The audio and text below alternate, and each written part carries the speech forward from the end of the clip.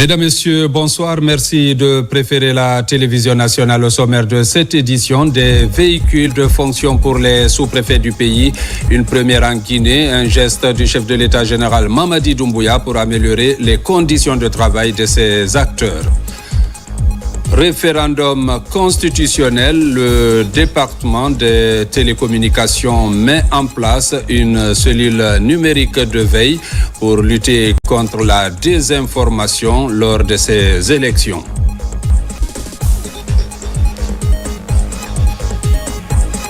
Sport handball, les jeunes guinéennes enchaînent une seconde victoire et continuent leur lancée vers une qualification en Coupe du Monde. C'est tout pour les titres.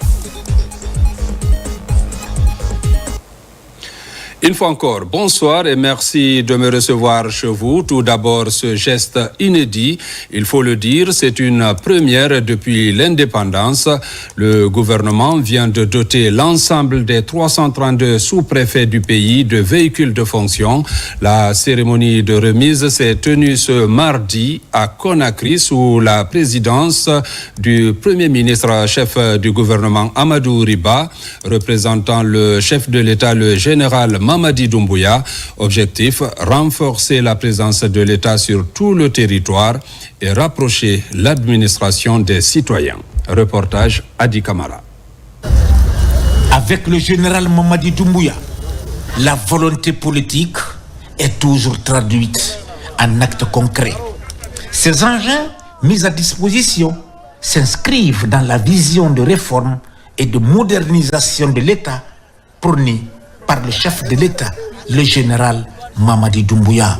C'est une marque de considération et un puissant levier en vue de faciliter au quotidien le mouvement des administrateurs territoriaux. Réaliser aujourd'hui un rêve aussi vieux que notre administration, à savoir doter les administrateurs territoriaux à la base, couramment appelés les sous-préfets de moyens logistiques, prouve on ne peut bien la volonté inébranlable du CNRD, du gouvernement, sous la direction visionnaire du président bâtisseur, à faire de l'administration territoriale le véritable socle du développement. Au-delà de son apport logistique, cette dotation en véhicules flambant neufs et bien adaptée au terrain est un moyen sûr pour le rapprochement de l'administration aux administrés. Nous nous engageons encore une fois de plus à sauvegarder les acquis du CNRD, mais aussi à faire de ces véhicules un véritable instrument de commandement et développement au service de la nation. En remettant ces 332 véhicules, le président de la République dote l'ensemble des sous-préfets des outils nécessaires pour affirmer davantage la présence de l'État sur toute l'étendue du territoire national. Ces véhicules ne sont pas une faveur, mais un instrument de travail et de responsabilité. Ils s'inscrivent dans le cadre de la politique de modernisation de l'administration publique et de la restauration de l'autorité de l'État prônée par le CNRD et son président. Je formule le vœu que cette remise solennelle marque un tournant dans l'efficacité de notre administration territoriale. Depuis le 5 septembre 2021, pratiquement 4 ans jour pour jour, la refondation de l'État passe par la restauration de l'autorité de l'État. Et la restauration de l'autorité de l'État passe par la valorisation de l'image des représentants de l'État auprès de la population.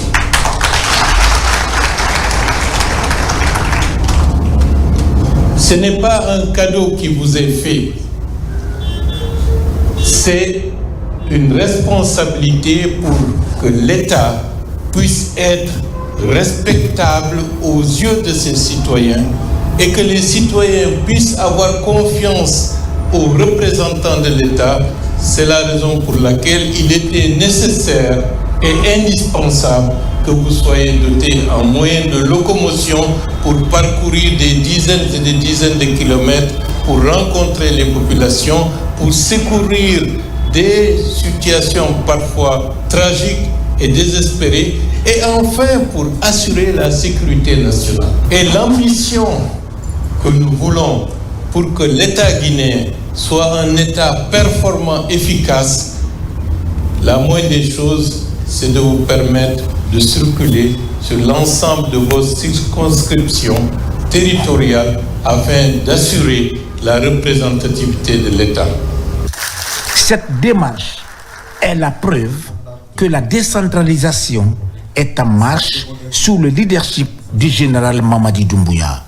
Clé en main et détermination au cœur, les sous-préfets du pays peuvent désormais répartir de bons pieds pour un service public efficace, proche et plus digne. Et puis, à quelques jours du coup d'envoi du scrutin référendaire, le ministre de l'Administration du Territoire et de la Décentralisation lance un appel à tous les citoyens de retirer leur carte d'électeur. L'opération de distribution prendra fin le 21 septembre. Reportage Amadou Touré, Abdul Razak Souma. Débuté le 6 septembre comme annoncé par le ministère de l'Administration du Territoire et de la Décentralisation, les opérations de récupération des cartes d'électeurs suscitent de l'engouement dans les quartiers de Conakry. Ici à Taouya, secteur Sambaya dans la commune de Ratoma, tout comme à Donka et à Landria dans la commune de Dixine, les opérations de récupération ont été planifiées en amont et déroulées comme prévu selon les autorités communales.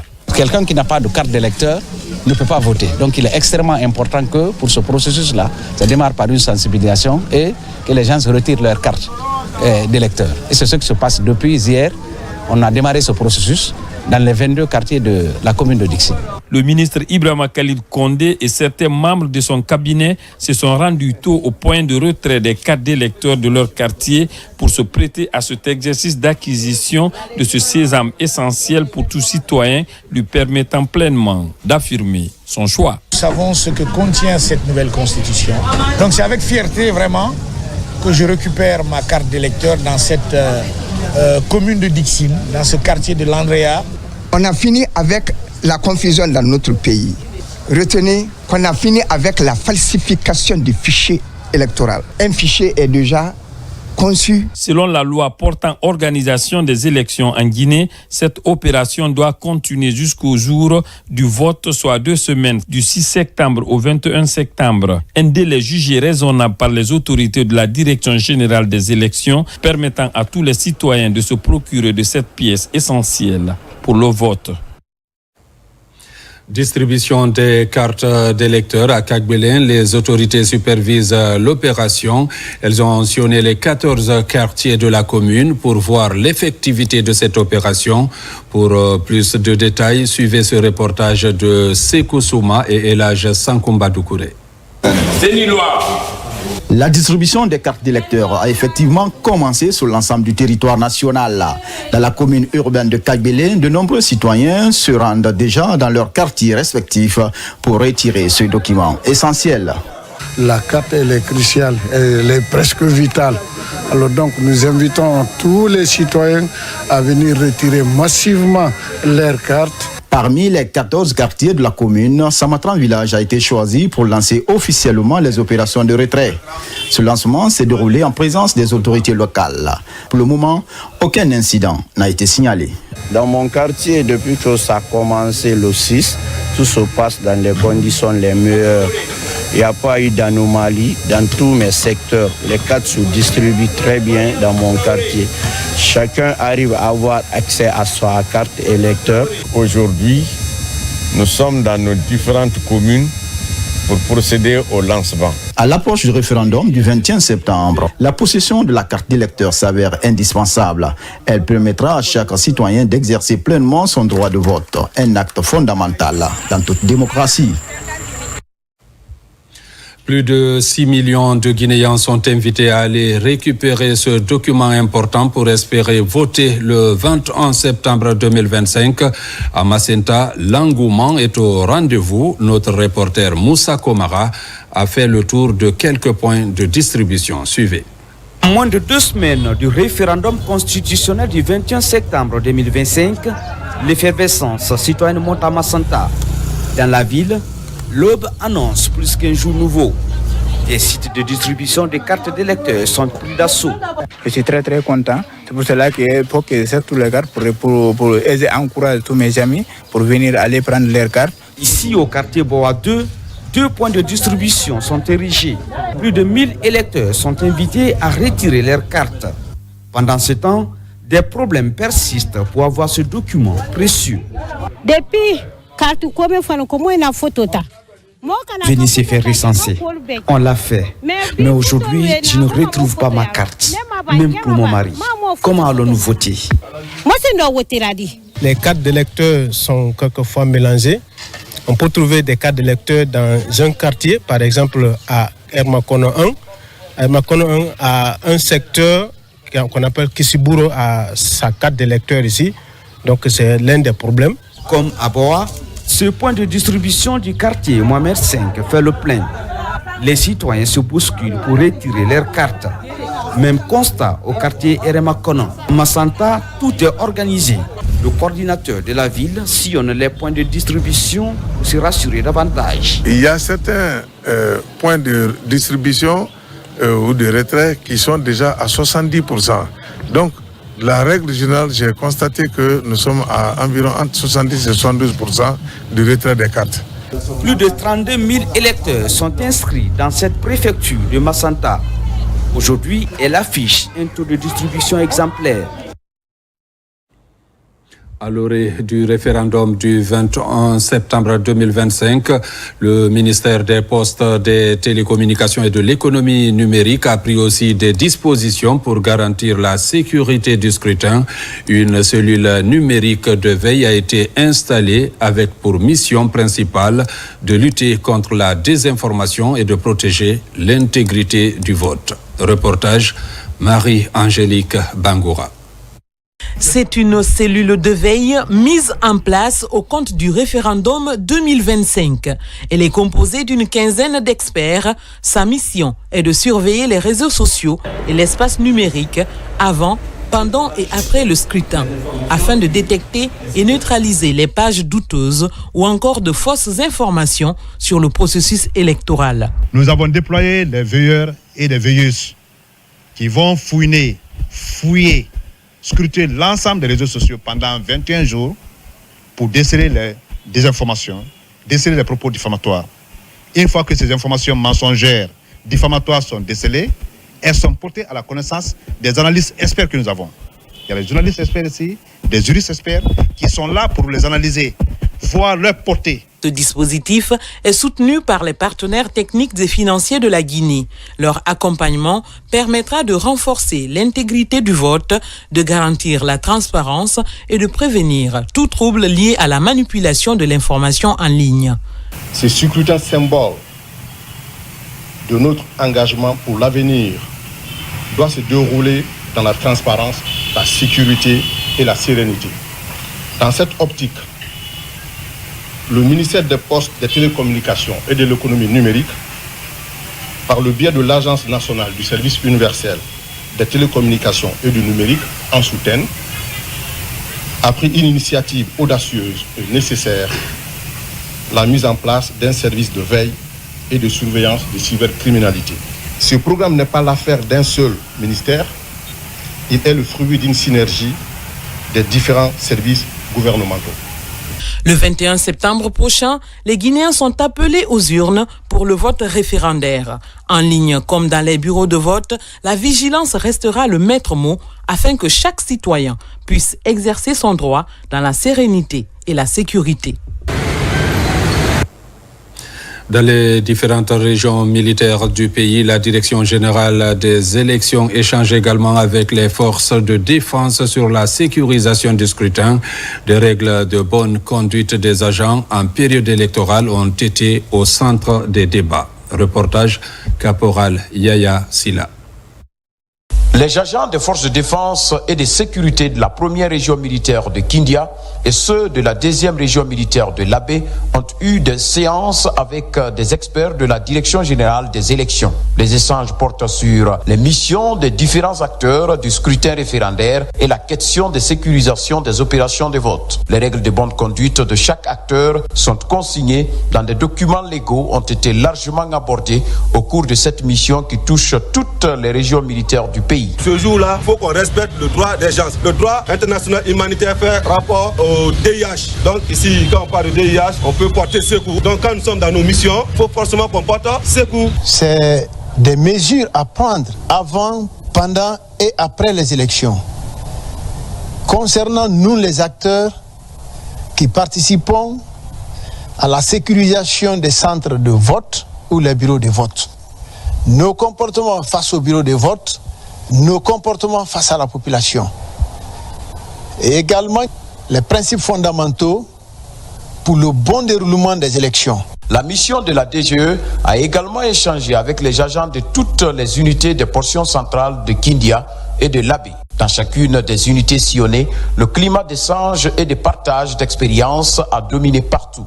La démarche vise à mieux outiller ces agents des forces de défense et de sécurité dans l'exécution de leur mission très déterminante du scrutin référendaire. Une mission n'est bien accomplie que lorsque celui qui l'exécute en a compris le but et la portée.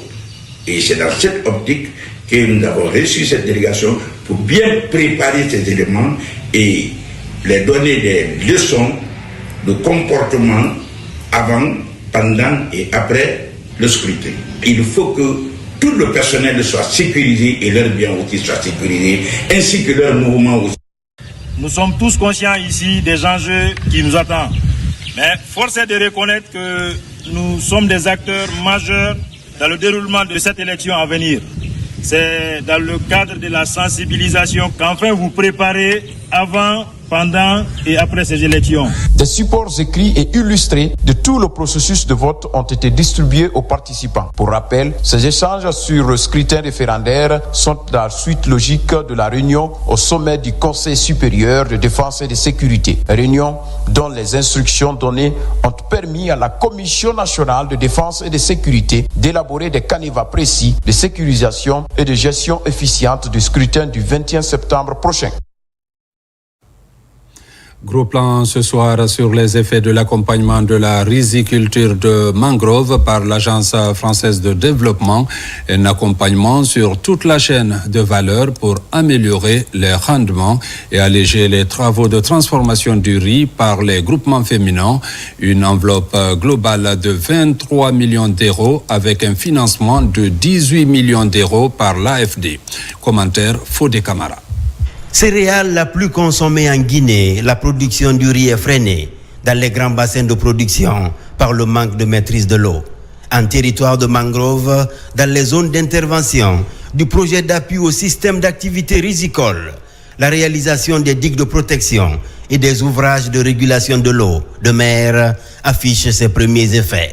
Une prouesse fruit d'un financement de 23 millions d'euros de l'Agence française de développement et du gouvernement. L'enjeu est de valoriser le riz de mangrove. Ce projet, il a démarré il y a quelques années, en 2017-2018, pour les premières activités. Il a permis de tripler par périmètre la tonne de riz cultivé. Donc on est passé d'environ 750 kilos de riz cultivé par hectare à peu près 3 tonnes par hectare. Donc un énorme progrès pour les riziculteurs. De Kanfarandé à Boké jusqu'à Benti dans Forêt-Caria, en passant par Torobadé, Tounifili et Koba dans Bofa et Tanene dans Dubreka, les rendements sont revus à la hausse. De 500 à 600 kilos à l'hectare, aujourd'hui le rendement avoisine près de 3 tonnes à l'hectare à quelques endroits grâce à la maîtrise de l'eau. Cet aménagement a de nombreux avantages. L'eau ne s'accumule plus dans notre périmètre. Aujourd'hui, nous cultivons le riz à l'aise, même en ce mois d'août, période de forte pluie. Nous cultivons comme s'il ne pleuvait pas.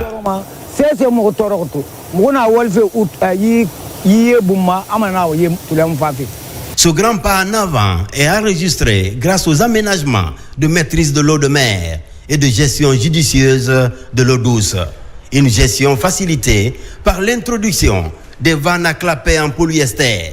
Une innovation pour plus de stabilité des aménagements dans cet écosystème très capricieux situé en front de mer.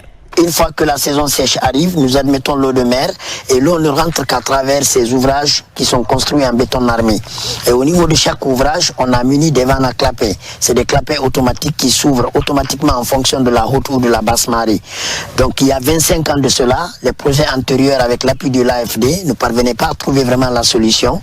Mais nous avons innové des vannes à clapet en polyester et aujourd'hui qui se présentent très bien, qui n'admettent pas l'eau de mer. Une fois que le clapet ferme contre le béton, vraiment aucune goutte d'eau ne rentre. Pour préserver les acquis, une requête du ministère de l'Agriculture est introduite auprès de l'Agence française de développement pour la deuxième phase du projet d'appui au système d'activité risicole en territoire de mangrove. Là-dessus, une lueur d'espoir pointe à l'horizon. Enfin, démarrer en effet l'instruction du projet Saritem 2 sur la base de la demande qui nous a été faite par les autorités guinéennes, qui ont été conquises, séduites et vraiment qui sont persuadées des acquis du Saritem 1. Donc là, on est dans une phase de réflexion pour encore améliorer ce qui peut l'être.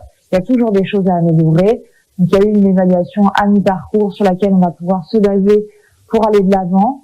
Et une étude de faisabilité qui va démarrer pour un peu fine-tuner le futur projet Saritem 2, on l'espère. Pour mettre en relation l'amont et l'aval de la filière riz, 6 centres de transformation sont réalisés. Des complexes renfermant des magasins, hangars de tuvage, aires de séchage et ateliers de décortiquage. À ce niveau, des machines de décortiquage à rouleau et des fûts améliorés en inox sont introduits. Le taux d'exécution d'après même l'AFD est très appréciable. Je pense qu'ils sont entre 75 et 80% de taux d'exécution physique et financier. Et c'est un projet assez novateur. Je pense que ça pourrait aider les braves femmes de la basse-côte. C'est-à-dire, quand je parle de basse-côte, je parle de Kindia, Koya, Bokeh, Bofa. Parce que vous devez le savoir que ce projet-là, c'est pour un peu développer la chaîne de valeur de la filière riz. Et d'ailleurs, nous étions avec la présidente de l'association des femmes qui s'occupe de la transformation du riz, qui est assez contente. Principaux avantages de ces équipements d'étuvage et de décortiquage: la réduction du taux de brisure et du bois de chauffe pour préserver l'environnement. Une bonne nouvelle aussi pour le cacao guinéen. En Zérékoré, les acteurs de la filière ont suivi une formation de 4 jours sur la certification du produit, une initiative pour améliorer la commercialisation. Reportage Mohamed Salioupaï. Assurer une production durable, respectueuse de l'environnement et plus avantageuse pour les producteurs comme pour les consommateurs, c'est l'objectif du gouvernement et ses partenaires de terrain. À travers cette formation, la société BRT Corporation SA, en partenariat avec Rainforest Alliance, s'active pour la certification internationale du cacao guinéen. Une fois que le cacao guinéen sera certifié sur le label Rainforest Alliance, ce produit gagnera plus en confiance auprès des consommateurs au niveau du monde entier. Ça vient répondre à un besoin crucial. Donc c'est vraiment une fierté de participer à cette formation afin de répondre à ce défi-là. Pour l'atteinte de ce défi, l'accent est mis sur la protection de la nature, l'amélioration des conditions de vie, mais aussi la traçabilité et la transparence dans toute la chaîne de valeur. Nous sommes particulièrement fiers d'accueillir cette session de renforcement de capacité qui, j'en suis convaincu, constituera une étape clé vers la certification du cacao guinéen. On veut montrer aussi aujourd'hui tout le monde qu'ici il y a bel et bien du cacao et on va le certifier et montrer à tout le monde qu'il y a le cacao ici. Ça nous permet aussi d'exporter dans l'Union européenne et les autres pays. La Guinée sera reconnue internationalement comme producteur de cacao.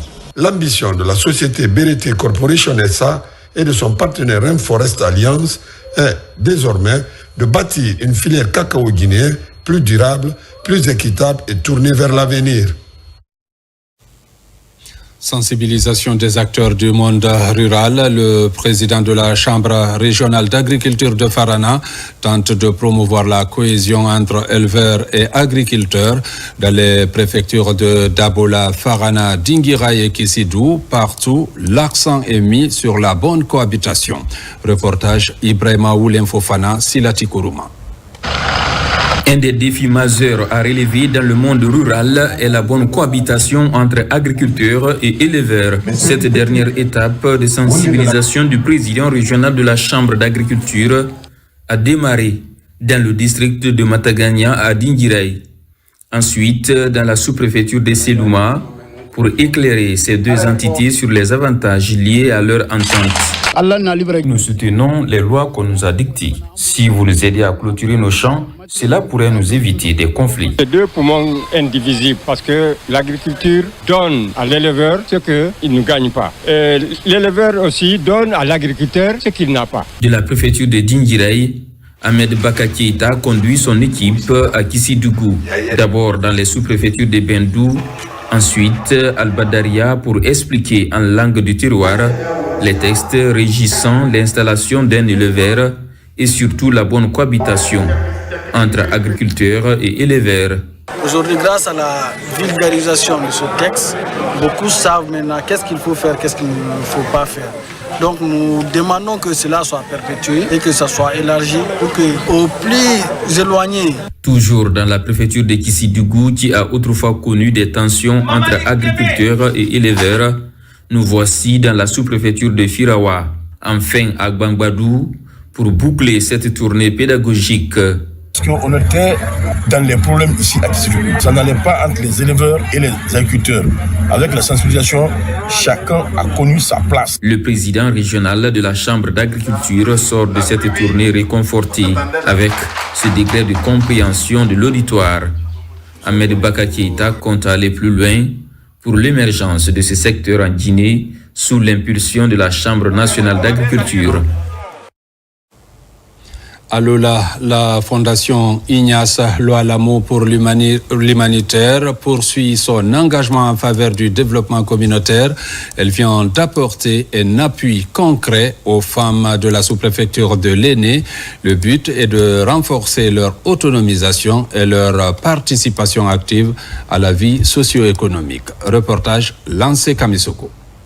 Dans le cadre de son programme d'accompagnement des communautés à la base, notamment la femme rurale, la fondation Ignace Loalamo, en collaboration avec l'association de soutien aux femmes pauvres, a procédé à la remise d'équipements de travail au groupement féminin du district de Pebeta, sous-préfecture de Kokota à Lola. Destiné à améliorer les activités génératrices de revenus, cet appui constitue un pas important vers l'autonomisation des femmes rurales. Ce que j'ai vu aujourd'hui, vraiment ça m'a fait de grandes joies. Prendre la volonté de les appuyer, ça va nous faciliter et ça va éloigner la pauvreté dans ces petits districts. J'appelle à tous nos collaborateurs, projets, ONG, de venir regarder ce qui se passe aujourd'hui à Peketa. La cérémonie de remise s'est déroulée en présence des autorités locales et des représentants de la fondation. Les bénéficiaires expriment leur satisfaction et leur gratitude tout en s'engageant à faire bon usage de ces équipements. Et cette fondation axée dans le cadre de l'accompagnement, non seulement de nos communautés à la base, matérialise déjà l'approche vraiment à mettre en place des initiatives qui vont dans l'amélioration vraiment disons des conditions de vie, non seulement de nos mères, mais aussi de nos enfants. Pour la fondation Ignace Loalamo, ce geste devrait favoriser l'épanouissement et promouvoir l'autonomisation des femmes, véritable moteur de développement local. À présent, parlons de la protection de la biodiversité avec les différents parcs nationaux. Justement, le projet Natura Guinée, exécuté par la WCF, intervient pour la viabilisation du futur parc Pansele Soya Sabouya. À mi-parcours, les acteurs du projet se sont retrouvés pour un bilan, tirer les leçons et corriger les imperfections pour la réussite du projet. Reportage Mamadou Alpha Baldé. Une année et demie après son lancement, l'ensemble des parties prenantes du projet de préservation des espaces et des espèces phares en Guinée, dit Natura Guinée, se retrouve pour un bilan semestriel. Ici, il est question d'évaluer les mesures visant à protéger la biodiversité des 2 aires protégées, le parc national du Badiara et le futur parc Penseli Soya Sabouya, traversé par le Transguinéen. Il a été découvert des éléphants et il y a aussi une grande quantité de chimpanzés dans cette zone, ce qui est une valeur inestimable pour le pays. Et c'est pour cette raison que chaque 6 mois, on essaie d'organiser des réunions avec toutes les parties prenantes et qu'on essaye d'exposer les résultats qui nous unissent et tous les défis. La Guinée a un héritage incroyable. Il y a les chimpanzés en danger critique de l'extinction et même les éléphants de la forêt.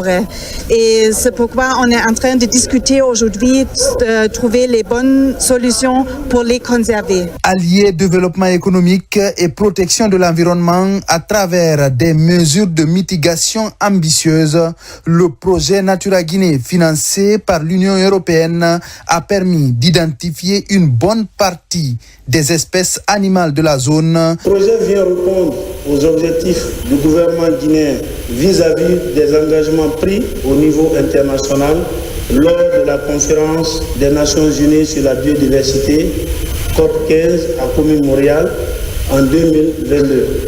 La République de Guinée s'est engagée à protéger 30% de son territoire national terrestre et marin à travers la création et le renforcement des aires protégées d'ici 2030. Aujourd'hui, l'espoir quant à la survie, voire l'extension des espèces menacées vivant dans la zone est grand, avec la participation de tous. Santé, le CHU Donka poursuit son programme de modernisation et de transfert de compétences.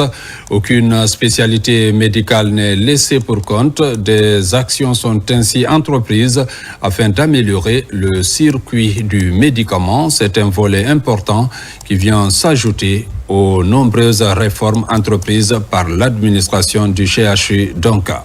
Reportage Tierno Ousmane Diallo. Le CHU Donka poursuit la mise en œuvre de son programme de renforcement des différents services médicaux pour faire de l'hôpital une référence en matière de soins au plan international. Depuis 3 ans, l'hôpital développe un programme intense dans le capital humain et travaille en partenariat avec des spécialistes européens et nord-américains de renom pour atteindre cet objectif. Éléments fondamentaux dans la réussite des prises en charge, les médicaments sont au centre de l'attention des responsables qui développent une meilleure stratégie pour leur gestion et leur sécurisation. Qui parle de sécurisation des médicaments pense réellement à tous les acteurs de la santé, à savoir les médecins, les pharmaciens, les infirmières, les médecins au niveau de la prescription, les pharmaciens au niveau de la dispensation et les infirmières au niveau de l'administration. Donc si toute cette chaîne est sécurisée, et nous pensons que les patients auront moins de problèmes, voire aucun problème dans la prise en charge de leur traitement.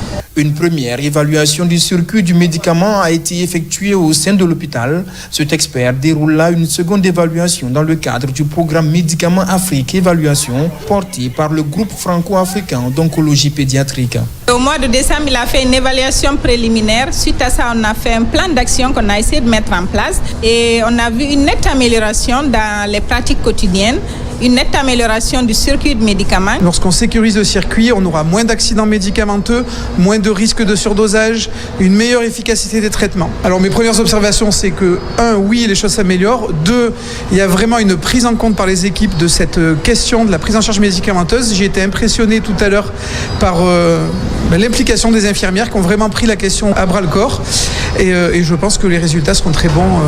La dynamique d'investissement dans le capital humain se poursuit au CHU Donka. La concession canadienne en fait une priorité conformément aux orientations du ministère en charge de la santé.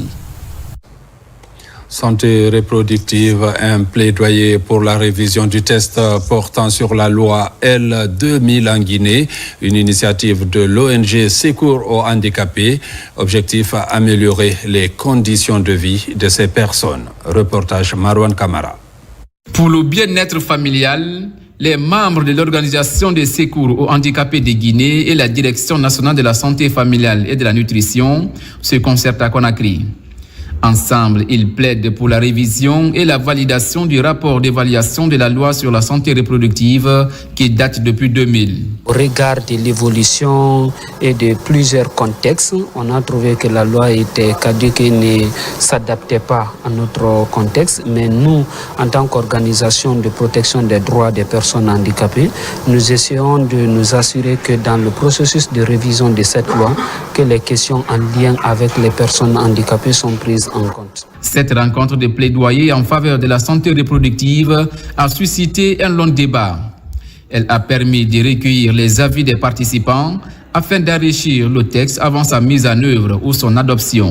Si on arrive vraiment à promulguer la loi sur la santé sexuelle et reproductive, ce sera vraiment une très bonne chose. Il y a plusieurs points qu'ils ont élucidés ici qui peuvent vraiment aider les personnes atteintes d'handicap dans le futur. Il ne s'agit pas seulement de valider le rapport, mais de réaffirmer notre engagement commun à faire de la santé reproductive une réalité accessible, respectueuse et adaptée à tous les citoyens. Le programme s'inscrit dans le projet de la santé sexuelle et reproductive pour les personnes en situation de handicap en Guinée. En toile de fond, garantir une prise en charge convenable et cohérente des patients pour une meilleure santé reproductive dans le pays. Coopération, l'ambassade de la Grande-Bretagne en Guinée vient d'accorder encore des bourses d'études à la Guinée. Les bénéficiaires de la bourse Chivnin vont bientôt quitter Conakry pour rejoindre leurs universités respectives au Royaume-Uni. Compte rendu Mikini Moussa Kamara, Makeme Keleti Donzo. Boursiers guinéens s'apprêtent à entamer leurs études dans les prestigieuses universités britanniques. C'est le fruit d'une coopération féconde entre le Royaume-Uni et la République de Guinée. L'histoire de la bourse Chevening a commencé en Guinée en 2008. Aujourd'hui, nous saluons 5 boursiers guinéens remarquables qui s'apprêtent à entamer leurs études dans certaines des universités les plus prestigieuses du Royaume-Uni. Ces établissements ne sont pas seulement des centres d'excellence académique, ce sont des lieux où les idées prennent vie, où les réseaux se tissent et où les avenirs se construisent. Vous avez été sélectionné parce que vous êtes des leaders, parce que vous avez de la compétence. Il n'y a aucun doute pour nous, parce que nous sommes passés par là, que vous allez vous démarquer pendant ces 12 mois. En 17 ans, 27 Guinéens ont obtenu leur diplôme dans les universités de la Grande-Bretagne et 4 compatriotes sont en situation de classe en Angleterre. Aujourd'hui, le défi du capital humain est là. Et l'ambition du chef de l'État, mais également du chef du gouvernement, c'est de relever un peu ce défi-là. Et vous nous aidez vraiment à atteindre l'objectif d'avoir des ressources humaines de qualité. À l'échelle mondiale, la bourse Chevening existe depuis plus de 40 ans avec plus de 60 000 anciens boursiers. Ce réseau compte 21 chefs d'État et de gouvernement, parmi lesquels Carlos Quezada, président de la République du Costa Rica de 2018 à 2022, Alvaro Vélez, président de la Colombie de 2002 à 2010. Parlons de Miss Boro 2025. La finale a opposé cette année des lycéens venus des écoles de Conakry et de l'intérieur du pays. Une cérémonie présidée par le président du CNT, Dr Dansa Kourouma. Reportage Abdoulaye Diallo, Mohamed Bangoura. 21 filles et 18 garçons venus des lycées de Conakry et de l'intérieur ont pris part à cette compétition Miss et Master Boro nationale. Cet espace de détection des jeunes lycéens de Guinée, rehaussé de la présence de plusieurs personnalités, permet aux candidats de faire valoir leur savoir-faire à travers des expositions et des défilés de mode bien structurés. Renforcer les liens d'amitié et de solidarité, inculquer les valeurs traditionnelles et culturelles du pays aux jeunes élèves. De cette 16e édition, il y a eu le direct sur le canal et la présence des autorités pour hausser le niveau de la compétition. On remercie parce que c'est une première que les autorités s'impliquent pour donner vraiment des cadeaux. Et nous remercions les parents qui ont confiance en nous. Sur scène, chaque candidat se démarque par sa démarche, son éloquence et son niveau intellectuel. Cette édition 2025 s'est soldée par l'élection de Ibrahima Souri Cissé et Fatoumata Bintabari. Des distinctions qui honorent l'école guinéenne. On a eu beaucoup d'ambiguïté, ça s'est déroulé avec beaucoup d'énergie, beaucoup de transcendance et tout. Ça n'a jamais été facile parce qu'il y a toujours des difficultés. En tant que Miss Boro nationale, je contribuerai de ma manière en sensibilisant et en aidant les jeunes filles dans leur épanouissement. Au-delà de son côté festif, le concours de beauté Miss et Master Boro national joue un rôle social, éducatif et culturel. Après chaque édition, les organisateurs trouvent des opportunités pour le renforcement des capacités des lauréats. CAN Junior, handball série dames. Le Sili a fait sa deuxième sortie hier lundi contre le Kenya. Les jeunes guinéennes enchaînent une seconde victoire et continuent sa bonne lancée vers une qualification en Coupe du Monde. La compétition se poursuivra jusqu'au 13 septembre 2025 en Algérie. Reportage Bintia Kondé. Après une entrée en matière remarquable avec une belle victoire contre l'Angola, l'adversaire le plus redoutable de la compétition, avec le score de 26 buts à 20 ans, les juniors guinéennes, médaillées de bronze lors de la dernière édition, continuent sur leur bonne lancée. Le mot d'ordre du groupe est de faire bonne figure dans cette compétition en terminant sur l'une des marches du podium. Pour sa deuxième sortie, le Sili Handball enchaîne sa deuxième victoire contre le Kenya, 41 buts à 30. C'est une satisfaction. Pour le match d'aujourd'hui, le départ n'a pas été facile du tout parce que j'ai voulu faire un petit roulement sur le banc. Mais quand j'ai vu que c'était un peu serré, donc du coup, j'étais obligée de remettre quelques éléments qui sont impuissants. Donc du coup, après ça, il y a eu un résultat et j'espère que dans la continuité, on aura de belles choses. Durant cette 32e édition, l'objectif de la Guinée reste clair, une qualification pour la Coupe du Monde, mais aussi l'ambition ultime de revenir à la maison avec le trophée dans cette catégorie. Mais pour le moment, c'est la qualification qu'on cherche d'abord. Après, l'autre objectif, c'est de rentrer chez nous au paradis avec le trophée. Inch'Allah, on va le faire. Hormis les deux victoires successives, les jeunes guinéennes font parler d'elles de par leur immense talent sur le terrain. Pour cette rencontre Guinée-Kenya, la capitaine Gare Somo est désignée joueuse du match. Pour rappel, le Sili Junior fera sa troisième sortie des matchs de poule ce mercredi 10 septembre 2025 contre l'Algérie à 17h dans l'espoir de continuer sur sa bonne dynamique. Mesdames, Messieurs, c'est la fin de cette édition. Merci à vous qui nous suivez du côté de Dalaba comme partout ailleurs dans le monde. Bonne suite de programmes sur la télévision nationale.